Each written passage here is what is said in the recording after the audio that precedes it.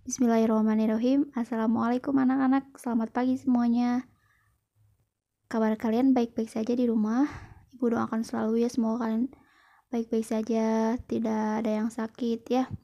Dan kebetulan kalau misalnya ada yang sedang sakit, mudah-mudahan Allah segera sembuhkan ya, dan kalian bisa belajar seperti biasa lagi. Amin. Sekarang hari Kamis ya, tanggal 6 Agustus 2020. Seperti biasa di hari Kamis kita punya matematika ya. Insya Allah hari ini kita akan belajar mengenai sudut. Namun sebelum belajar seperti biasa kita berdoa terlebih dahulu ya.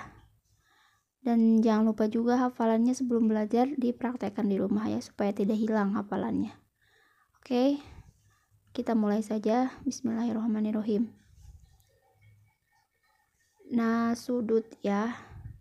Pengertian sudut kalian boleh baca sendiri ya di slide yang sudah Budia sediakan. Nah, ketika dua garis lurus itu bertemu ya di satu titik, itu akan membentuk sebuah sudut. Dua garis tersebut dinamakan kaki sudut, dan titik pertemuan dari dua garis tersebut adalah titik sudut ya. Nah, coba perhatikan gambar di samping. Di sini ada sudutnya, itu namanya sudut BAC atau CAB. Dituliskannya jangan lupa ya pakai tanda, kalau sudut itu harus pakai tandanya. Kemudian kaki sudutnya adalah garis AB dan AC ya.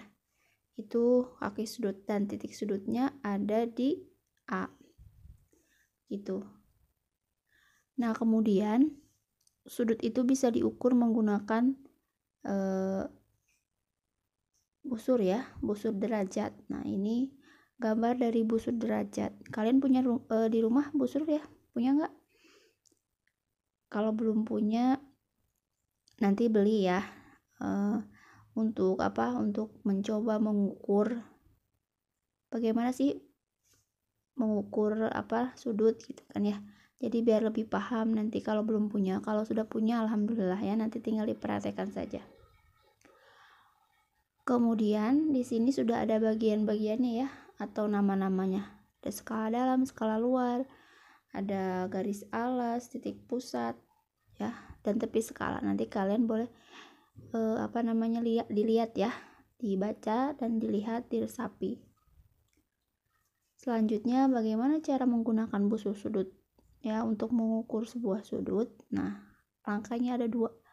Yang pertama itu letakkan titik pusat busur di titik ya, di titik sudut. Nah, coba kita lihat. Mohon maaf, bukan di titik sudut tapi di tengah-tengah ya. Jadi contoh misalnya sudut ABC, itu letakkan si busurnya di B ya. Jadi segaris lurus dengan si sudut A ya.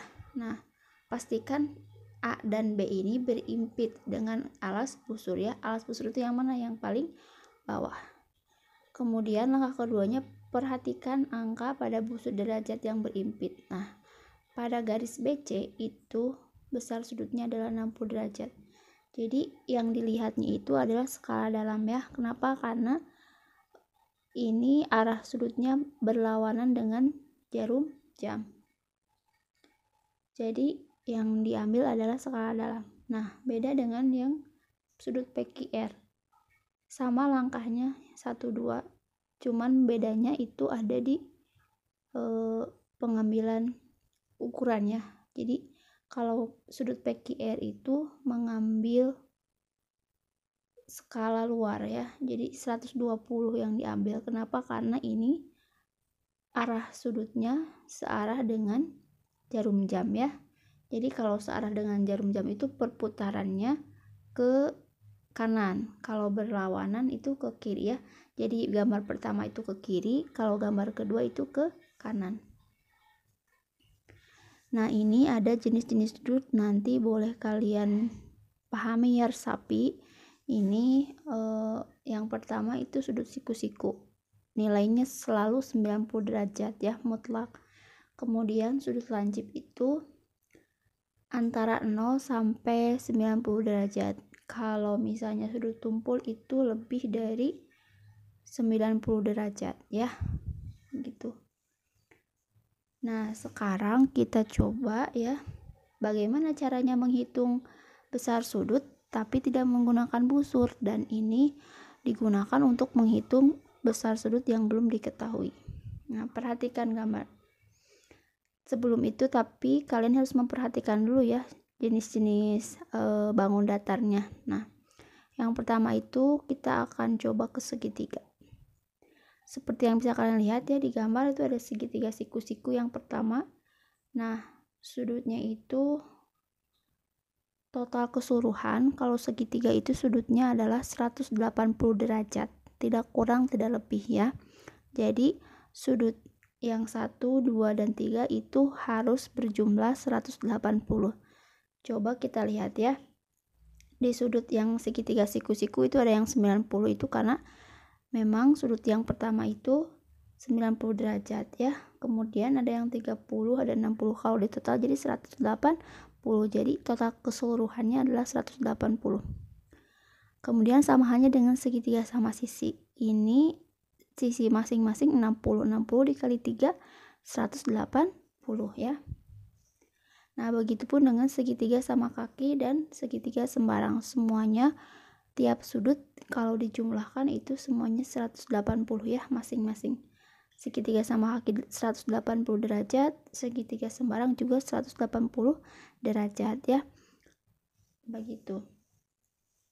Bedanya mungkin sesuai dengan namanya ya. Jadi kalau segitiga sama kaki itu yang sama sudutnya, besar sudutnya adalah 70 ya. Jadi harus sama, harus seimbang karena sesuai dengan namanya sama kaki. Kalau sembarang itu sesuai dengan kebutuhan dan sesuai dengan apa yang kita rencanakan gitu. Jadi tidak harus selalu misalnya 30, 70, 83, tidak ya. Namanya juga kan sembarang, jadi bisa saja berubah-berubah gitu ukuran sudutnya ya. Nah, sekarang coba kita latihan. Bagaimana cara menentukan besar sudut pada segitiga ya, dan sudutnya itu belum diketahui, salah satunya belum diketahui gitu.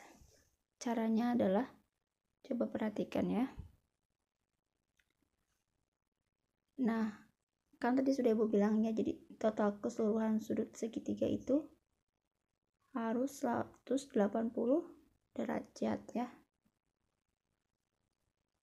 Nah, caranya adalah kalian pertama jumlahkan dulu seluruh sudut. Oke. Jadi sudut A ditambah sudut B ditambah sudut C sama dengan 180 ya.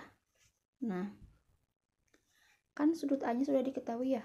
Sudut A itu 30 ditambah sudut B nya berapa? 90 ditambah sudut C belum diketahui kan, sama dengan 180. Nah, jumlahkan 30 ditambah 90 sama dengan 120 ditambah sudut C sama dengan 180 ya. Nah, sekarang bagaimana cara menentukan sudut C-nya? Sudut C sama dengan, sudut C sama dengan 180 dikurangi 120 sama dengan 60 derajat. Gitu. Jadi nanti kalau kurang jelas Ibu lampirkan fotonya ya dari penghitungan tadi. Di sini Ibu hanya menjelaskan bagaimana cara mengetahui gitu ya. Nanti kalau kurang jelas Ibu kirimkan fotonya.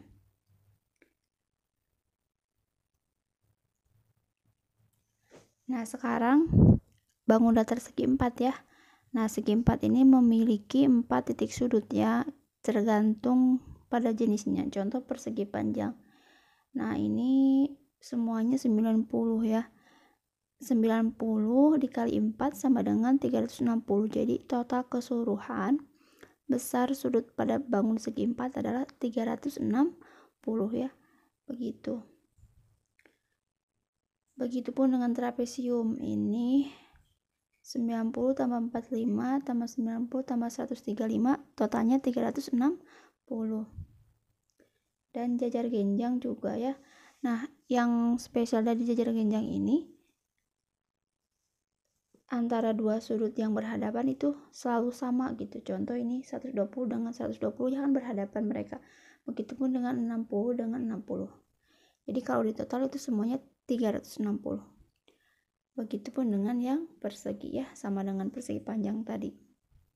Beda di bentuknya saja, tetapi besar sudutnya sama gitu. Nah, sekarang kita coba menghitung besar sudut dari yang belum diketahui ya. Ini sama pengerjaannya dengan sudut segitiga tadi ya. Jadi pertama itu kalian tambahkan dulu per sudutnya. Sudut A tambah sudut B ditambah sudut C ditambah sudut D sama dengan 360 derajat. Nah, masing-masing sudut yang 3 ini sudah diketahui kan, tinggal dimasukkan, berarti 90 ditambah 60 ditambah 90 ditambah sudut D sama dengan 360. Coba tambahkan berapa totalnya.